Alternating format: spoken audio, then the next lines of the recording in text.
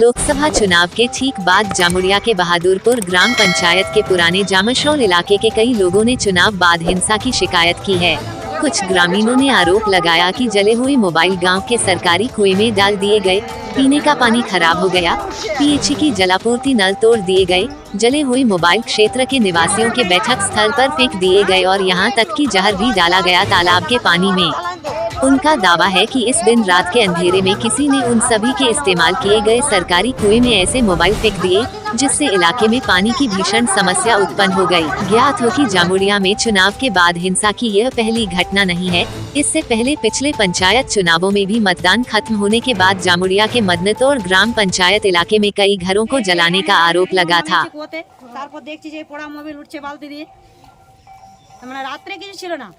সকাল দিকে হয়েছে আর বিকালেও কিছু ছিল না। সকালে আমরা সকালে ঘুম থেকে উঠে রসি বালতি নিয়ে তো আমরা এখানে তো সব কিছু ব্যবহার, আমাদের জল তো ঘুম থেকে উঠে তো আমাদের এখানে সারা দিনটা রাতটা পুরোটাই চলছে এই জলে। হ্যাঁ, পুলিশ প্রশাসন এসেছিল তো সকালে, ওই এই ব্যাপারে আমরা বললাম যে আমাদের জল চাই, কুয়াটা পরিষ্কার করে দিন। আর ওরা বললো যে আপনাদের কাউকে সন্দেহ হয়েছে। আমরা না, আমাদের কাউকে সন্দেহ নেই, কিন্তু কে দিয়েছে কখন দিয়েছে সেটা তো আমাদের জানা নেই। এখন আমরা চাইছি জলের ব্যবস্থা করুন। এতগুলো লোক আমরা কোথায় কিভাবে যাবো? পুকুরে জলও তো নেই, সামনে তো দেখছেন পুকুরে জলের ব্যবস্থা নেই, তাহলে আমাদেরকে তো জল চাই। এখন আমার নাম জবা বাবরি। পুকুরে বীজ ফেলাই নিয়েছে, আমি তো কিছু জানি না কে ফেলাইছে কি করেছে, আমি অত দেখিনি। সেদিন কি পাচ্ছিল কিছু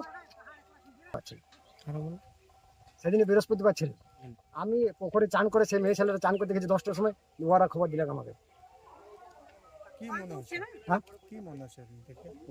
পুকুর বীজ ফেলাও বেটা, মাছ বহুত মারা গেছে, তলে তো বসে গেছে মাছ।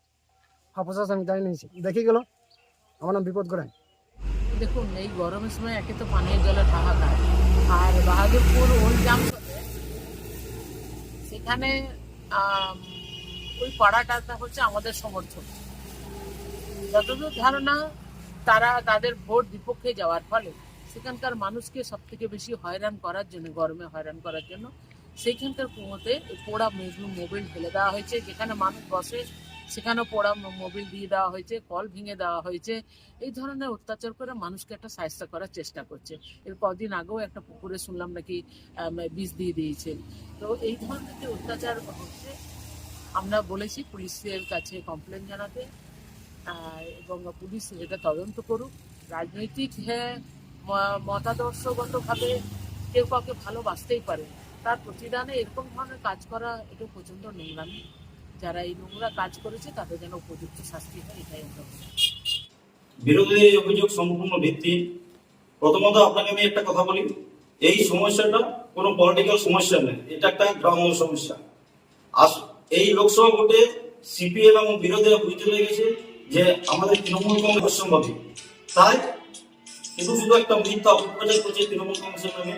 তৃণমূল কংগ্রেস সবসময় মানুষের পাশে আছে, ছিল এবং থাকবে। শীত গ্রীষ্ম ভরসা আগামী এই অঞ্চলের মানুষের তৃণমূলের একমাত্র ভরসা। তৃণমূল কখনো এই নোংরা কাজ করতে পারে না।